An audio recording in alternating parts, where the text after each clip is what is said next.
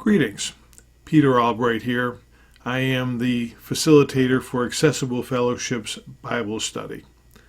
I promise you a short podcast today because of family holiday responsibilities, and I trust that you are having some of those same joyful moments. I did want to preface today's podcast with a comment about our Bible study curriculum this quarter. I hope that you are aware that 2025 marks the 500th anniversary of the founding or the beginning of the Anabaptist movement.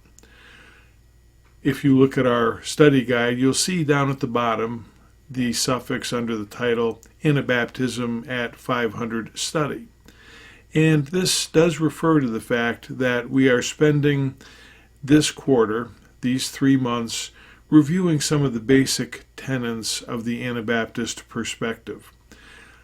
Many of my fellow Bible study sojourners are not necessarily from an Anabaptist background, nor am I, and we really appreciate this opportunity to see some of the differences, sometimes quite subtle, sometimes not so subtle, between what we are studying now and perhaps what our background has been. Most of the denominations represented here do have a concept of imago Dei. Imago Dei, man created in the image of God. In this week's Bible study, it's lesson number 5 entitled, I Don't Care to Do That. Primary scripture is Luke 2:25-35, and the purpose is to trust that Jesus' incarnation is the revelation and fulfillment of God's promised salvation for all people and to realign with God's mission. If you look back or think back to lesson 2, you'll remember that it is clear from Jesus' teachings that we are to love God and love our friends and love our neighbors, and love our enemies. Who's left? Nobody.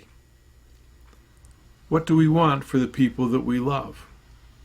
We want them to be reconciled to God, and we want them to be reconciled to us.